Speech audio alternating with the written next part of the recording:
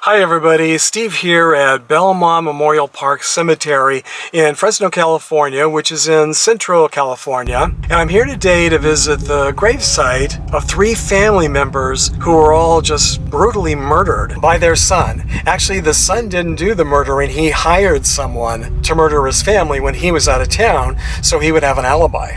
The 3 family members, the father, the mother, and the daughter, are all laid to rest in the same place in the Garden of the Apostles. And when I arrived, I used the GPS on their Find a Grave Memorial page to try to find them, and the GPS was completely in the wrong section. But fortunately, the memorial page did give an indication of it did say which section it was in, and the GPS was not in the section, was not in the Garden of the Apostles. So I walked over to the Garden of the Apostles, and it did give the row and the grave number. So after walking around just a fairly short amount of time, I did find their gravesite. And I just wanted to tell you this sad story of just greed and callousness, and I guess it's just a story about another, I don't know if he would be considered a psychopath or a sociopath, but whatever he was, the son had absolutely no love for his father, mother, and sister. In fact, all he really loved apparently was money. The family was wealthy, and as he got older, he was obsessed with money and social status, and by the time he was in college, he was telling everyone who would listen that he was a self-made millionaire, and word got back to his parents, and they realized that he was also an obsessive liar. So on top of everything else, but again, that probably goes with being a sociopath. I think sociopaths are also chronic liars or obsessive liars. And all they think about is how they look to the world, and they want to look better than everyone else.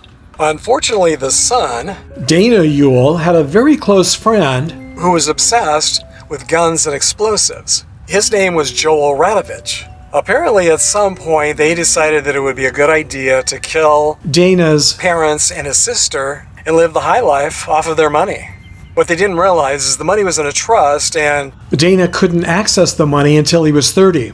Maybe if he had known that, he would have waited, or maybe he wouldn't have killed them at all. It's hard to say. But on April 19th, 1992, while Dale was at his family's beach house for the weekend on a vacation, to provide an alibi, his close friend Joel went to his house and in cold blood murdered his entire family.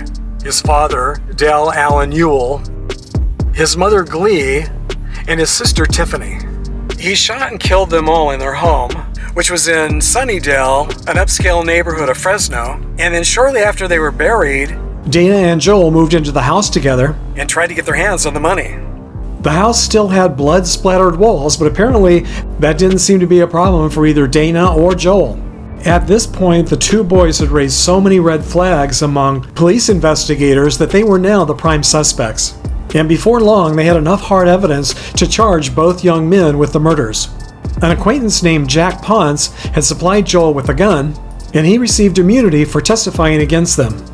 At the time of his death, Dale Allen Ewell was worth an estimated $8 million. He was only 59 years old when he was shot and killed on that Sunday, April 19th, 1992, here in Fresno, California. His wife Glee was 57 years old, and their daughter Tiffany, Dana's older sister, was only 24 years old. In all of the family pictures that appeared in magazines and newspapers and on television after the murders, they all looked very happy in their family photos. So it really does make you wonder if any of them had any idea that they were living with a cold-blooded killer. He may not have pulled the trigger, but Dana was the mastermind who orchestrated the murders. I'm guessing that some of you have probably heard of this story before. There have been a number of different TV shows retelling their story. It's been told on Forensic Files, The New Detectives, City Confidential, Behind Mansion Walls, American Justice, Millions of Reasons to Kill. But I haven't seen any of those episodes, so I don't know if any of them visited their gravesites. So for me on my channel, I'm not as interested in the killers as I am in the victims. So I always want to visit their grave sites and pay my respects and remember them. And so that's why I'm here today, to visit their grave sites. And it's nice to see that all three are laid to rest together. And the headstone is pretty worn with age. You can still read the names, but it's getting to the point where hopefully someone will replace it with a newer headstone. I'm not sure who's in charge of the money now, but since they were millionaires, multi-millionaires, hopefully whoever inherited that money will use a little of it to replace their headstone with something newer and nicer. It's been almost 30 years. And I'm happy to say, and I don't get to say this very often, that the two killers both received 3 life sentences for their crime without the possibility of parole. So hopefully that means they will never be let out of jail. As you know, that's very rare. So often in stories like this that I report, the killers often only get a slap on the wrist, or at least that's what it seems like. And I'm sure for the most part, the justice system does a good job and works for most people, at least I hope and I'm assuming. But every now and then, people or things do fall through the cracks, and it appears that justice has not been served in some of these cases. But in this case, it does seem like it's been served. If any justice can really be served when an entire family has just been wiped out by their son, just for money, just out of greed.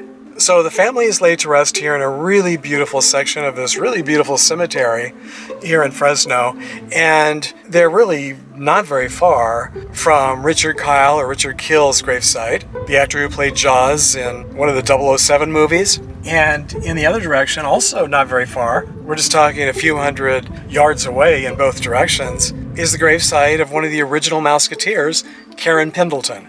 So obviously the actors are more famous than the Ewells, but hopefully if you come to visit in person, you'll stop by and pay your respects to the Ewells as well. They certainly deserve to be remembered just as much as the celebrities here in this cemetery. This week I want to thank my newest Patreon supporter, John Whitlock. Thank you, John, for your extremely generous donation to my channel. That really means a lot and is very appreciated. And it really does help make future trips like this possible. So until our next trip to the cemetery together, thanks for sharing the memories, everybody. Even the sad ones, like these today.